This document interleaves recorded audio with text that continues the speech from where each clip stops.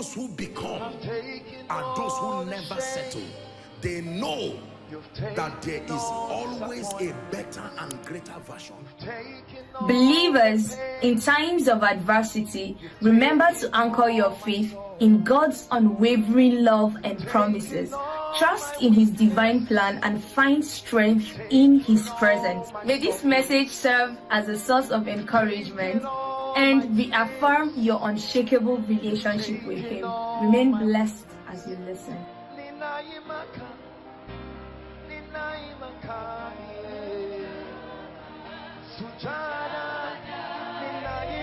So happy. There was a time, remember the mother of James and John, she wanted to come and see him. The disciples stopped her and said, what is it? We're in a move. We're enjoying. You see why they were angry when Jesus said He was going. They said, well, what is all this one now? So what is our own take on this?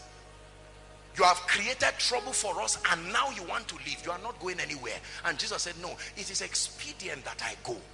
I'm going because you will now be on the center stage with the Holy Spirit. And they refused. Jesus was secured enough to finish His assignment and to step back to say, Spirit of the living God, these are the ones that represent the next move. Use them mightily. I will still be glorified. I'm digressing to make this statement so that you will understand. I have seen a lot of people who started great things in the body, and today they are not benefactors of the next move because their attachment and their ego will not give them the flexibility to blend into what God was doing. And so because they are being inert in the next move of God, will have to require an explanation. So they will fabricate an explanation that communicates error, and they'll say, forget about those people. That's one of the reasons why so many people have insulted the prophetic today. I know that the prophetic has its own errors. I know if the prophetic has its own imbalances. But many people, because the dealings of God at that time did not open up to this dimension. There are people, for instance, who will see what just happened here and say, no way, God does not move like this. This is nonsense. Just because God did not move the way He was moving before does not mean He's not the one moving. The flexibility to discern the next move of God, and that if you are interested, you open up your heart and say, Lord, I must not pioneer that move to join what you are doing. If it is God and it brings glory to you, I'm on my way going. It's a very difficult thing. Difficult thing. If you are a follower, it's okay. But if you are one who moves, why will you see Mary among the 120 sitting quietly?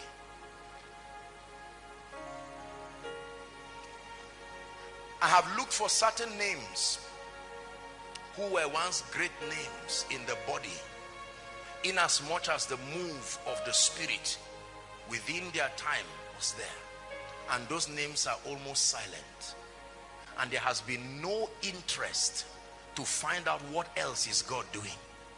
And sometimes they have begun to teach that, look, anything that is outside the scope of what we know is nonsense. That is a dangerous thing. That is the mistake of John. John would have followed Jesus quietly and he would have died honorably. There would have been no reason for being beheaded. In every crusade, Jesus would have given him honor. Even the scribes were given honor. As terrible were, they never sat outside. They sat inside. They hated him, but at least they followed. They followed. Nicodemus came one day and said, Jesus, let me tell you, we are not stupid. We know.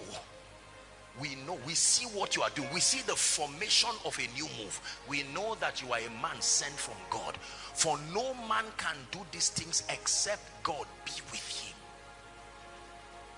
Except God be with him.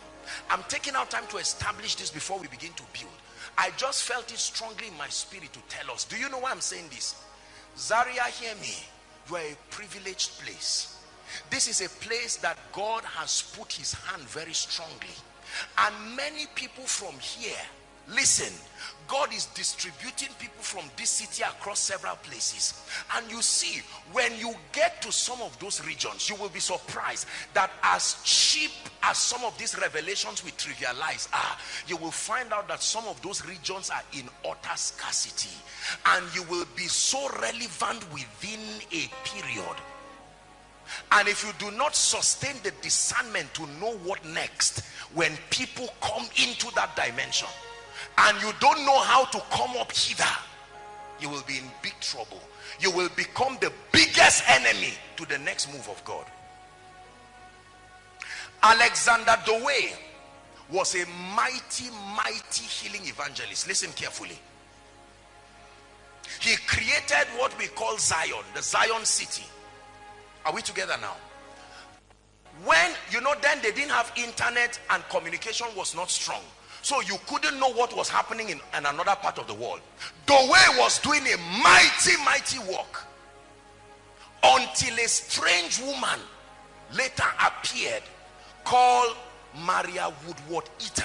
Listen, when Maria Woodward-Eater appeared, she introduced a dimension of the move of God that they call presence evangelism. That was when people would fall down like this and literally freeze in the same position for hours, having heavenly encounters. And she was a woman. Until then, Dowie was not aware that something was happening at the other side of the world. The day Alexander Dowie heard it, history has it, this is confirmed, Alexander Dowie told everybody that this woman, number one, as a woman, number two, this dimension was occultism, and he used his influence to fight that woman.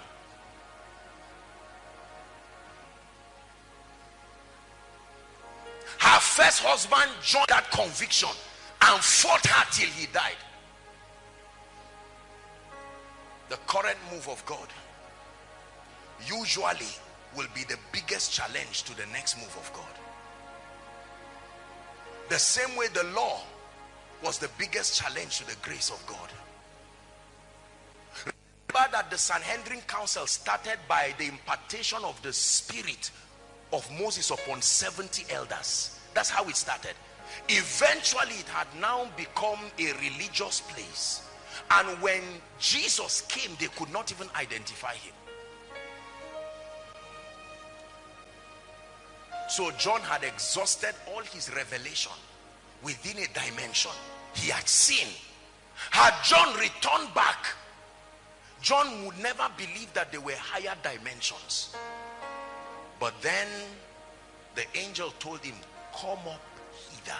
Please prophesy to somebody, say, come up hither. Come up hither. And I will show you the things that must happen. I call what I just explained to you the tragedy of complacency that comes with a successful move of God. There is a complacency. It is weaved in men. It's a weakness in men. That when you are successful in executing God's desire for a season, usually the impetus to inquire, Lord, can there be more, will not be there, because there are obvious evidences. Nobody can come and say you are not anointed. Nobody can say you are not intelligent. The records are there to show that you are anointed. The records are there to show you have built a great church. The records are there to show you are mighty. Let me give you an instance. In Nigeria today, the pattern of church growth is that there usually will be a central church, like a headquarters. Is that true? And then you will now have branches all together connected. Do you know that was not how it was before? There was a move of God that brought that formation. Do you know what the next move is?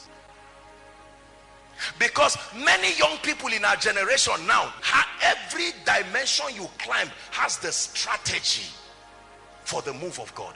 I'm not saying that is wrong. You understand what I'm saying? So the way God revealed to our fathers, most of them, you will find out that there is a central headquarters. Is that true?